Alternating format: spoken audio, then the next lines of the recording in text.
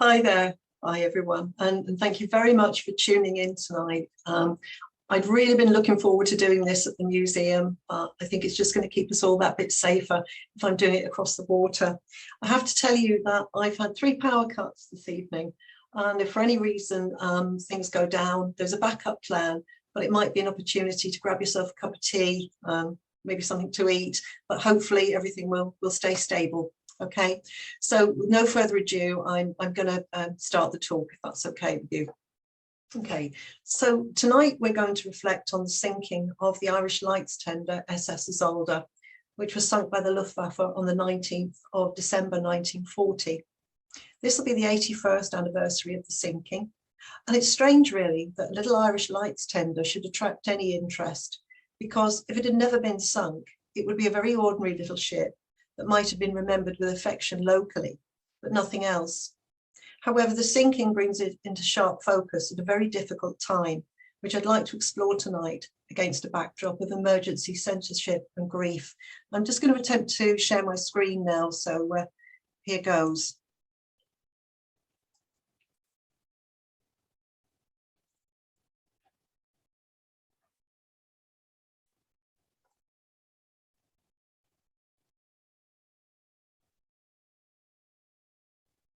Okay, if people can't see that, could somebody indicate? But I'm guessing for me, it's looking like I'm sharing.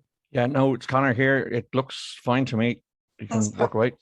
Thank you very much. Okay.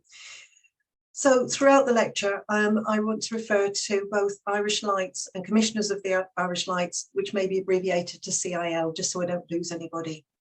Okay. Viewers may or may not be familiar with Ireland's stance in World War II. Ireland was neutral.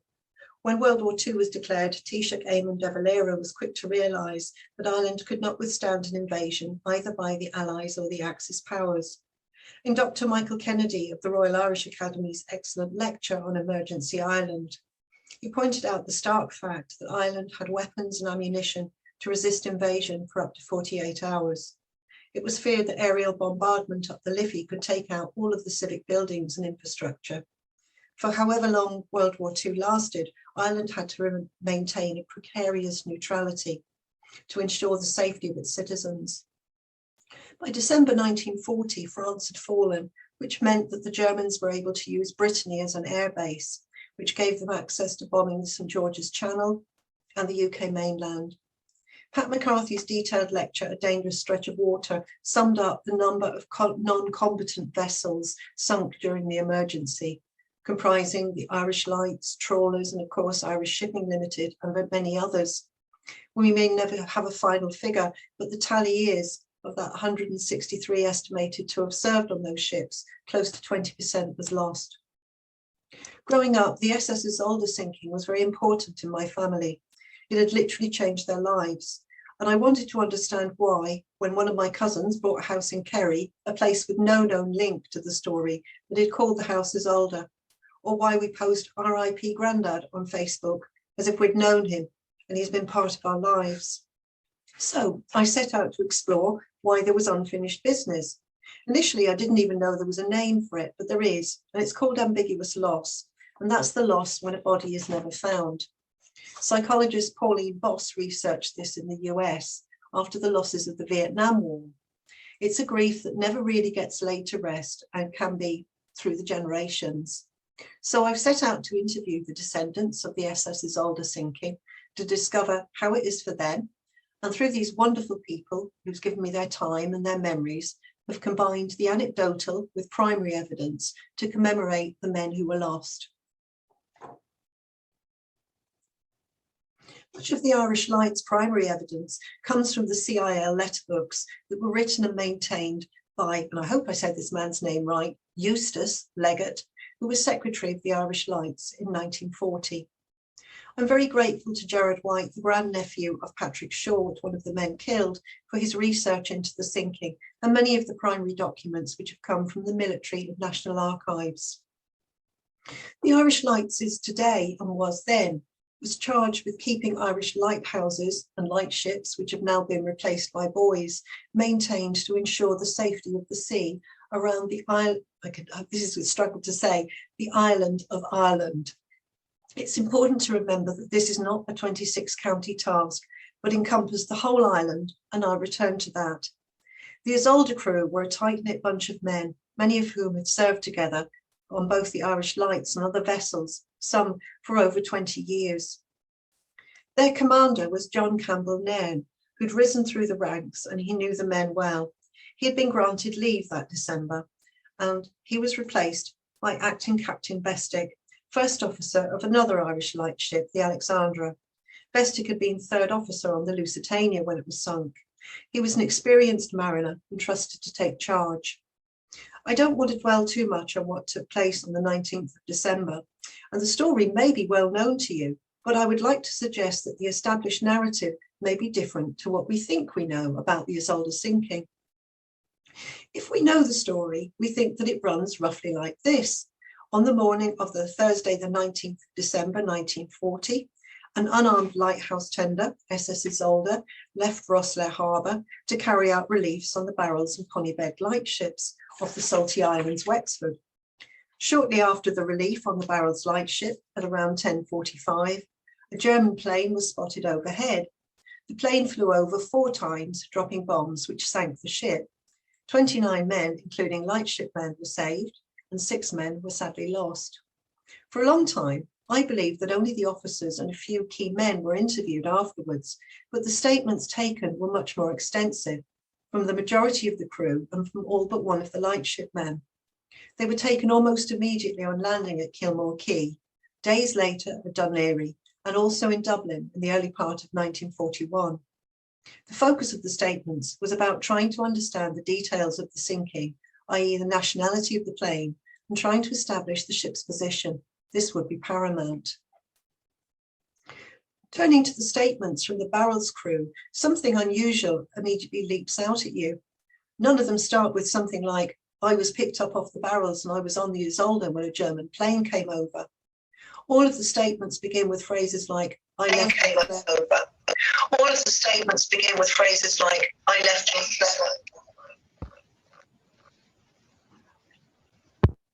Is everything okay for me to carry on? Yeah, you dropped out there Yes. for a small bit, but you're okay. Yes. Do I need to recap any of that? Just go back a little bit about what your point about the different statements. Okay, that's fine in that case. So turning to the statements from the Barrels crew, something unusual immediately leaps out at you. None of them start with something like, "I was picked up off the Barrels and was on the Isolda when a German plane came over." All of the statements begin with phrases like, "I left Rosslare Harbour that morning." So if I leave Rosslare Harbour that morning and I am still on the Isolda when she sunk, from these documents it points to the men never having left. On examination, none of the statements reference stopping off at the Barrels, and neither does Captain Bestick's article in The Independent in 1946. That would mean that Acting Captain Bestick may have taken a different route, and for a very good reason. The Irish Sea was not just under threat from the air. There were loose mines that had floated off from a line of mines down the St. George's Channel, and I believe that Bestick, conscious of the dangers of these mines floating, chose to head to the Coningbeg first as it was furthest away. Bestick described the weather, that the sun sparkled on a blue and undulating sea, but this was December and it would start to get dark in the early afternoon. Far better and safer to make the Coningbeg crew swap first and then do the Barrels on the way back. Then they would be heading for home by the time it got dark, and from the morale as well, it would really help. The men would know they were sailing toward land and home. Everybody was in good spirits, but to all appearances, we would be back in Dunleary for Christmas, wrote Bestick. But of course, they did not reach the Coningbeg, and I'm not sure that taking either route would have made a great difference to the final outcome.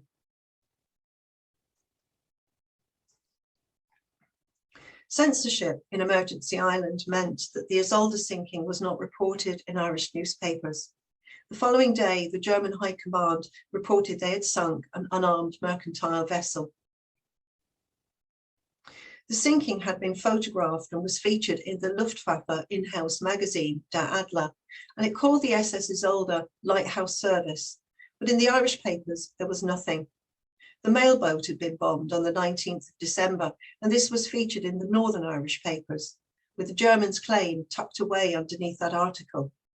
Interestingly, the mailboat was armed. All of the Irish newspapers, regardless of their ownership, were subject to rigorous censorship, particularly in the early part of World War II. CIL submitted a press release to the censor, which never made it to the papers. It was as if the sinking had never happened. To give you an idea of what censorship looked like, the weather was censored to avoid giving information to either the Allies or the Axis powers, although this appears to ease up in later World War II when the outcome of the war becomes more certain. Unfamously, a picture of a cabinet minister skating on some ice was withheld for 2 weeks to ensure that knowing the weather couldn't help either side, and the film Casablanca was banned later in the war. It was no better for news at the cinema. Picturegoers were used to Pathé and other news broadcasts, but all of these were imported from the UK, where they'd been censored to satisfy British wartime restrictions, and then further censored once they reached Ireland. So Ireland had no foreign correspondence of its own. But consider the impact of this on the widows, and we'll talk more about them in this talk. Consider that however awful it might have been to have read that their husband's ship had been sunk, that there was something official and final about it, which had an additional significance when no bodies could be recovered. Death rituals in Ireland, in Irish culture, are huge and remain so today. You only have to look at the success of the website Ripie to see that there's an interest in knowing who's died in your community and beyond. Had the men been sunk in a peacetime accident, news media would have carried very full articles about the sinking. Media reporting sends a signal to the rest of the community that you may need extra practical or emotional support. The women were able to place death notices, but again, these were censored. I found one newspaper article which contains the pictures of William Rushby and Ginny Hayden. But when I say article, it's literally what you can see on this slide, and they were pasted onto an old bit of cardboard. I did wonder whether it was a retrospective tribute, as I've not been able to find anything in any of the papers from any of the online archives. But I very carefully peeled off the photos off the cardboard, and on the back I noticed this advertisement for Carberry's Annual, which confirms that the article was run at the time and that the widows would have provided the pictures. In fact, the one of my granddad, I think, is his engagement picture. So I'd really love to know if anyone knows where this article comes from. It'd be fantastic if you'd get in touch via the museum, please. So there was nothing printed in any Irish newspapers until the 28th of May, 1945, when all of the national titles ran an article, and it all appeared on the same day from our Rosslare correspondent. This is the version of the sinking that's always been remembered 5 years later. Interestingly, the 28th of May 1945 was the day that wartime shipping restrictions were lifted, and I suggest there was no Rosslare correspondent, and this article has been pre-prepared and ready to go. In these clippings, one of the articles does look sort of fairly different, but that's only because a line of text has been used as a headline. The content of all of these articles is mostly the same, allowing for a little bit of editing for space, and the fact it appeared in all of the Irish media meant you could speak to a wide range of readers. The Rosslare correspondent states that they obtained the information from survivors. Now that's ultimately true, but if this conjures up a rather earnest man conducting interviews at Kilmore Quay, the truth is more likely to be this. After the statements were taken, the most informative ones were sent to G2. G2 was the Directorate of Military Intelligence, and here we see the correspondence between Lieutenant Colonel Liam Archer, Director of G2, writing to Joe, and Joe is Joe Walsh, the Secretary for External Affairs. What they wanted to know was who carried out the bombing and the location of the Isolda, because if she was 3 miles or less from shore, she was in territorial waters, and if she was outside, she wasn't. And the significance of the location is that Ireland could claim compensation for Irish vessels sunk within this 3-mile limit. Several of the crew identified and drew what we would know now as a swastika on the plane. And we can see from this summary The Isolda's location was judged to be inconclusive, and she is described as a British vessel. Case closed. The Irish government would want to pick its battles when dealing with Germany for compensation and only claim on the certainty. It's interesting to note that we're told that the SS Isolda was sailing under the blue ensign, which would have a Union Jack on a blue background with an Irish Lights logo. It's not a tricolour. For me, it appears that whoever wrote this article is ensuring that this point is made very clearly, and I think that the article is an attempt to put the matter to bed once and for all, and it's clearly been syndicated from one press release, because all of the articles spell the name Rushby as Hushby or Hushley, which is a new one on me, which raises the question, why did the Luftwaffe sink the Isolda? There have been a number of theories about this, including that the Luftwaffe Condor plane still had bombs at the end of a mission, or that the buoys on the deck looked like mines. Patrick Short Jr., son of Patrick Short, who was killed in the sinking, approached the Germans about this after the war, and they cited the buoys on the deck as the reason given in the Luftwaffe pilot's report. After the sinking, amongst the items in CIL's insurance claim are one first and one second class buoy. The Luftwaffe were on the lookout for vessels reported to be neutral, but were actually Allied vessels. The Condor plane made 4 passes over the Isolda at a height of 50 to 75 feet in clear conditions. We know that they flew low because they clipped the radio mast. Each time it would have been possible to see the deck, and after the first pass, maybe it was strange that nobody fired back. CIL had taken the decision to paint the words Lighthouse Service in huge letters on the ship's hull. And this was necessary because, as I said, the Isolda flew the blue ensign, and they were trying to emphasize that she belonged to a non-belligerent organization. In May 1940, the decision had been taken to sign over all of the tenders to the British Admiralty. Although we refer to the Irish Lights, who's based in Dunleary and was crewed mostly by local men, the Irish Lights head office was in Berkeley Square, London. The Isolda's initial Dublin registration didn't matter at this point, but we'll come back to that later. She was, in effect, an English Admiralty ship. It was the equivalent of having a UK licence plate on a car. And earlier in the day, an Irish registered vessel, the Lallerone, flying the tricolour, had also encountered this Condor plane. It had flown low, checked them out, and then left. So, why wasn't the Isolda armed? Earlier, I referred to CIL covering the whole of the island of Ireland. The UK Ministry of Shipping met in 1940 to discuss arming and the fortification of lighthouse tenders. Initially, CIL did not see a reason to fortify their ships. In August 1940, the matter is discussed again by the British Admiralty for Trinity House and communicated to CIL. This time they're recommending that CIL ships are armed. The main difficulty was that if you armed a ship in the south that flew the blue ensign, it was potentially belligerent. And who would crew the guns? Would it be an Irish army soldier, a British sailor, or would you train one or more of the existing crew? These may seem like nuances, but at the time, preserving that neutrality coloured their decisions. CIL defers the matter to the Irish government, and I don't have a copy of their reply. Of course, the CIL ship in the north was also a legitimate target, but arming it was less problematic. SS Isolda worked in both the north and the south. There is a report from September 1940 of a fire on the ship when she was in Belfast. There's nothing sinister about the fire. It indicates where they were sailing to.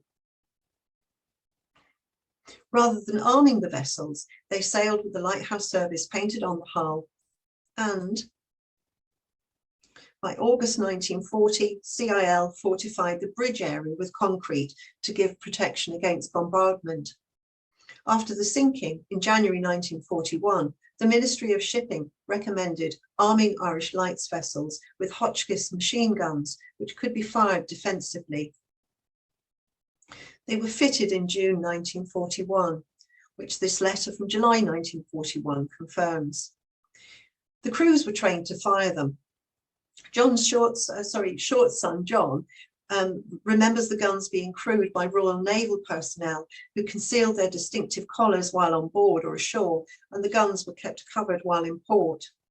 In order to do this, the SS Alexander, SS Ione, and the MT Nabro were re-registered to UK ports. One can speculate that the outcome for the Isolda might have been different had she been armed. After the first bomb, which fell close to the ship, she might have returned fire. At that point, the pilot might have thought it wasn't worth it, or sadly, he might have taken it as a challenge. So much is down to human nature.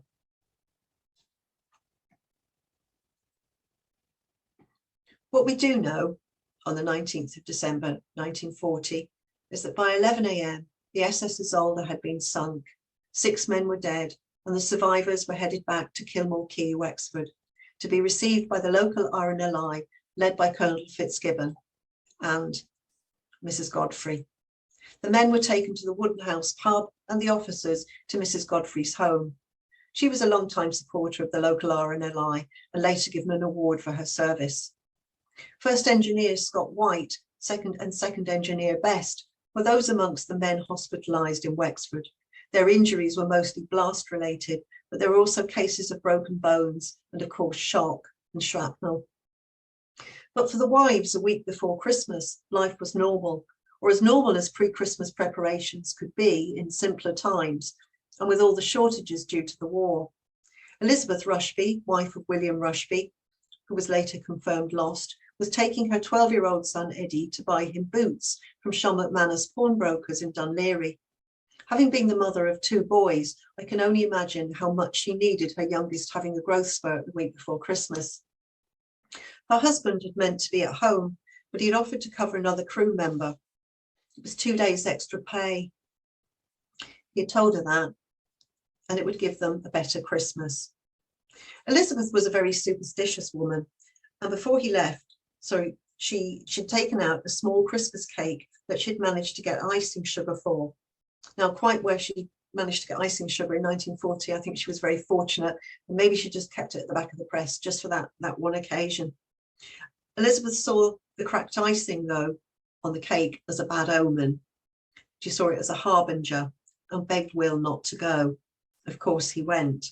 The superstition around the cake, for me, suggests a feeling of powerlessness about her husband's fate.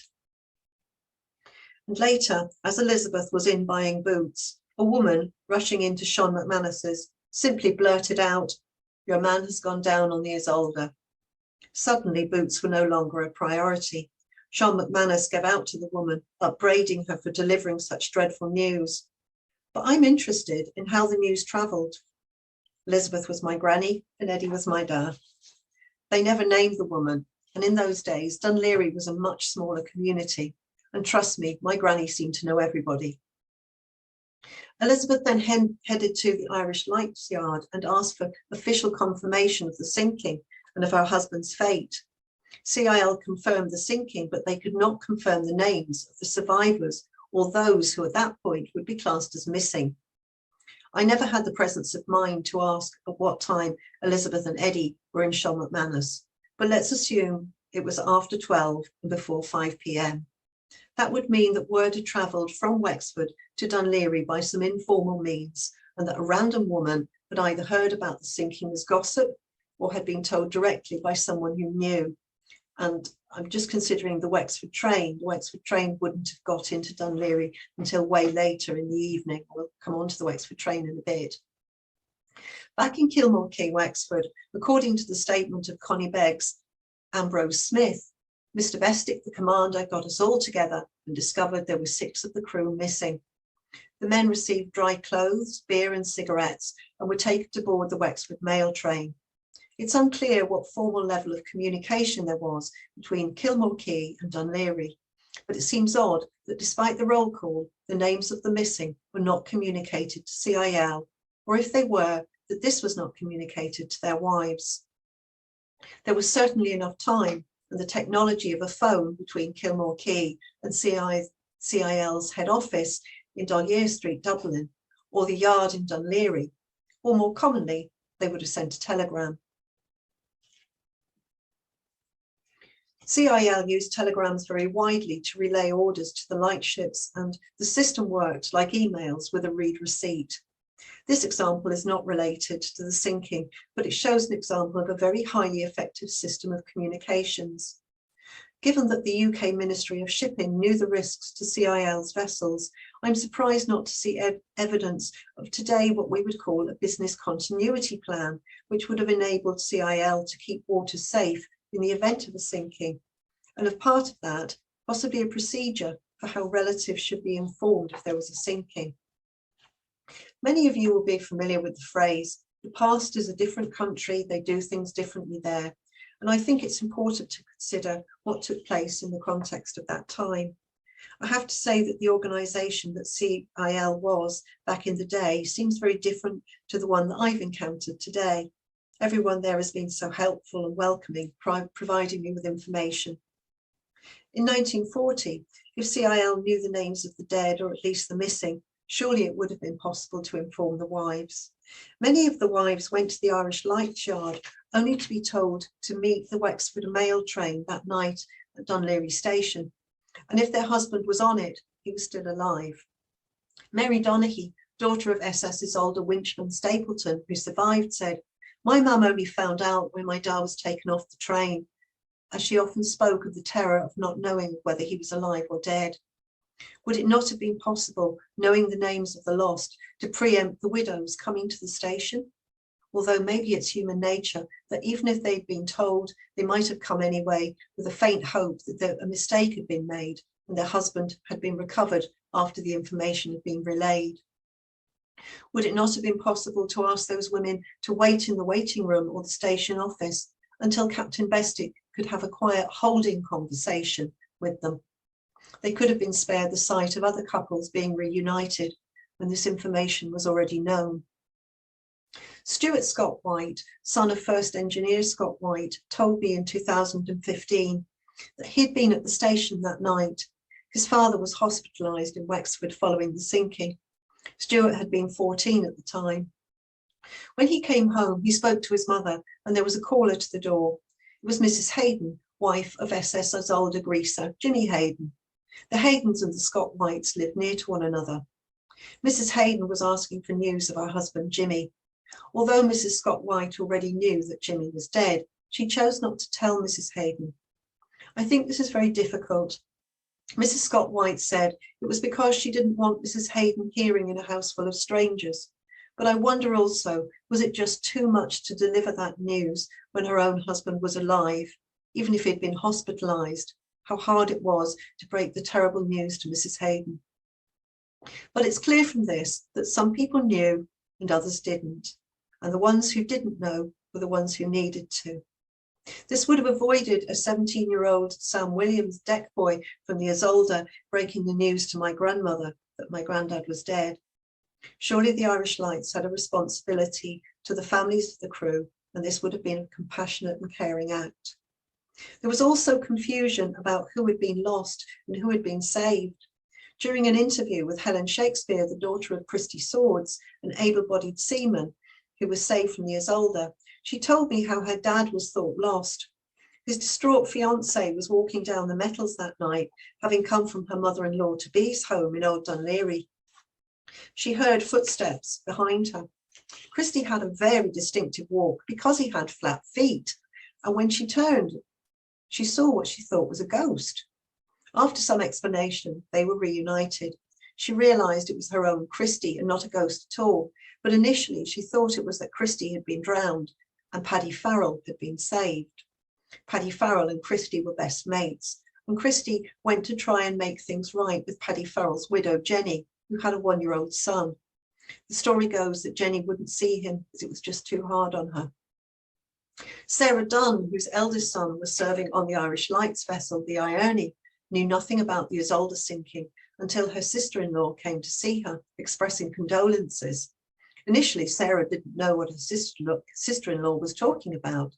It would appear that the holding letter sent by CER on the 20th of December had been sent to her sister-in-law's address by mistake, as she had been previously listed as his next of kin.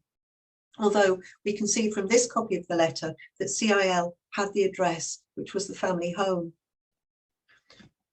It was a week before Christmas, and the men who had lost had gone down with their wages. Looking at the CIL December accounts, I noted that replacement wages were paid to 2 individuals.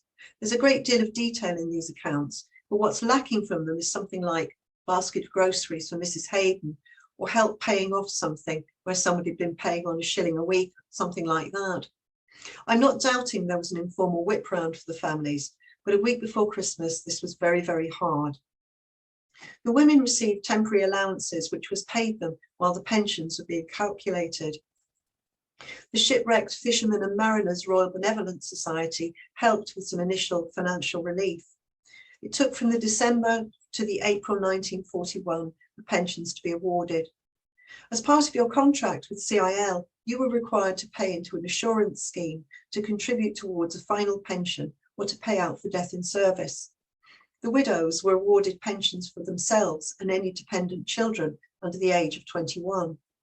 I don't know if you've seen the Michael Keaton film Worth, where he plays a compensation lawyer who has the task of calculating the compensation for the families following the 9/11 bombing in America. And he starts with a one-size-fits-all calculation, and it's only when he gets to understand the needs and priorities of the family that he can truly help them. For the Short family, the loss of income meant that Pat Short Jr., who was studying to be a teacher, could no longer afford to continue his studies. He left to get a job in Lipton's grocery. My dad also left school to find work to support his mum. He was 12. In fairness, he hated going to CBS of Lana, but he was really looking forward to moving up to the technical college. At 16, he was given an apprenticeship by CIL, which lasted until his 18th birthday. As the amount awarded to the widows was over £100, mostly due to the number of children, the widows had to appoint a trustee to manage their children's fund, which feels like the money was passing over the heads of the women back into the hands of the men, and that the women couldn't be trusted. They'd probably been managing the family income for years. The suggested trustees were either a clergyman or a solicitor. Of course, a solicitor would take a fee, and if a clergyman was managing the money, you might want to see him all right for his trouble on an informal level. Deductions were made for uniform issued over the previous 3 years, a tie, work trousers, a vest. When the money was finally paid, it was paid less the temporary payments that had been made up until that time, and the women had to sign to say it was a full and final settlement, and they would take no further action. Now, no amount of money will ever bring back a loved one, but the lingering feeling communicated in interviews is that the amount and difficulty of accessing the pension caused a bitterness against CIL. I would say that in CIL's defence, very often they were having to be the go-between between the insurance organisation and the widows. So it might, in some instances, been a case of shooting the messenger. Interestingly, in the February of 1941, in the Irish Independent, we see a news story where a Mrs. Rushby drops a court case. Now, this is either very bad journalism or the censor and the censor's pencil have been out in force, because we don't know who the court is against, and we don't know what it's for. I could probably guess, but there's nothing in the actual newspaper. They even managed to get the name of the person wrong. They called him James rather than William, but all the other points show that this is my grandmother talking about my granddad. She was represented at the time by the Kenny family, who later went on to get the Christ the King monument put out on the seafront. My grandmother never spoke about the court case or what she hoped to achieve through it, but the stress of all this would have been huge at the time, and she would have been unfamiliar with any kind of litigation. There's a quote there from Frank Aitken, who was very much in charge of censorship at that time.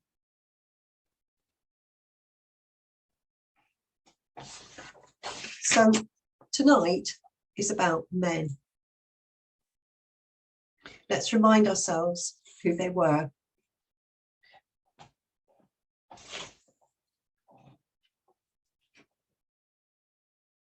We have William Holland, the oldest of the men, originally from Ardrossan in Scotland. He'd come to Ireland on the HMS Melampus, and he'd married in 1902 to Annie Sexton and had shown consistent service in the Irish Lights as a cook and a chief steward. His son served as a sacristan at St Michael's Church, Dunleary, and the family were well respected. Survivor Sam Williams, in conversation with Patrick Dunn's son, Jack, told of how Holland encouraged Sam to jump overboard as the plane flew over for a second time. When Sam looked back from the water, he could no longer see Holland. Patrick Burke, cook on the Isolda, said he saw Holland and Farrell last on a ladder. They were going toward the boat deck. It's likely that they were killed by an aerial torpedo, and in a further statement, Johnson, the boatswain, confirms their deaths. Sadly, Mrs. Holland died of spinal cancer in 1944, and she was buried with two of her children in Dean's Grange Cemetery. And down here, we have Patrick Short. He was a stoker or greaser who worked in the engine room. He'd seen service during the First World War with the Royal Navy at the Battle of Jutland, and he was the father of 4 boys.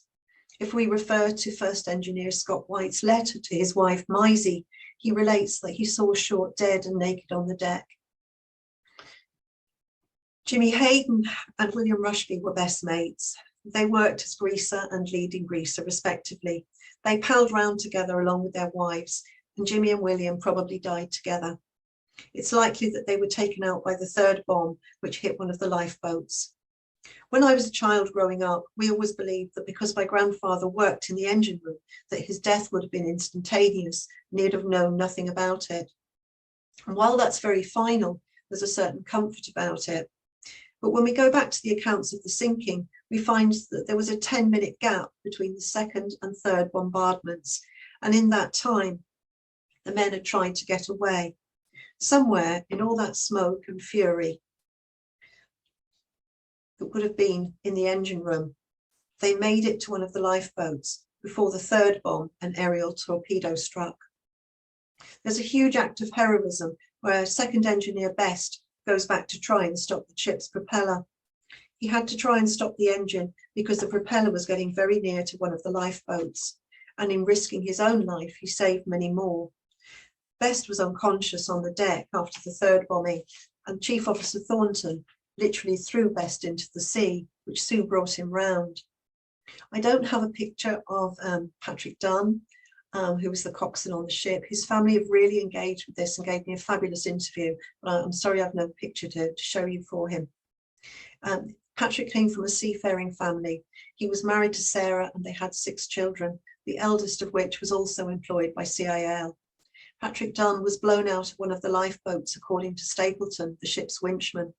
Stapleton went looking for him afterwards and found nothing. Farrell was the youngest of the men killed. He was aged 24 and he'd been married about 18 months to Jenny and had a 1-year-old son. There's something much more fragile than that. If they had been 5 minutes slower or 5 minutes faster, or maybe gone back for something, that any of these men would have lived to tell the tale. But then it might have been somebody else's granddad that we're commemorating today. All of these were local men to the Dunleary area, either by birth or having settled there.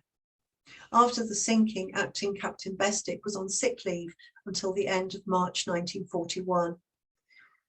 His injuries are not recorded as he was not hospitalised, and despite him being a seasoned mariner, I sense that the sinking affected him deeply. To be on sick leave for 3 months for this very proud man must have been very difficult when other crew members were back working. So we've seen the personal impact of the sinking on the 6 families, caught up in the censorship and secrecy of Emergency Island. I think that the families would be staggered to think that the Secretary for External Affairs had any interest in the sinking, and they would never have realised how impactful Frank Aitken's censorship was on grief. Interestingly, 81 years on, their deaths are still not shown on the Irish genealogy site. Still feels like they're not formally at rest. In Dr. Lucy Noakes' book, Dying for the Nation, Death, Grief and Bereavement in World War II Britain, we see a clear agreement that says, if I die for my country, you will reverence me and you will look after my family as a way of showing my sacrifice was valued. While that book is about Britain, the principles of remembrance apply equally to Ireland.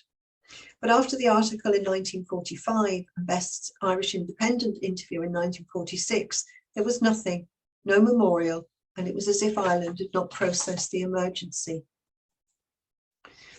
In the UK in 1955, on November the 5th, Queen Elizabeth II unveiled the Mariners' Memorial at Tower Hill, London. It was a suitably high-profile event, which was also televised for those people in those days who might have had a TV set. And this was an attempt to commemorate all of the merchant sailors from World War II, whose only known grave was the sea. As SS Isolda was technically an English vessel, she and the 6 men who were lost were commemorated at Tower Hill. My grandmother and other widows would have received invitations to attend this ceremony, and I know that she did attend with my dad.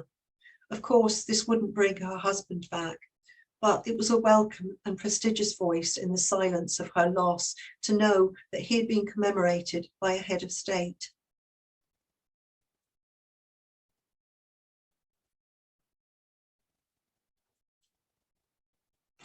It was not until 1990 in Ireland, after 13 years of pressure by the Irish Seamen's Memorial Committee, that the City Quay Memorial was erected to honour lost mariners of the Irish Lights, trawlers, Irish Shipping Limited and others.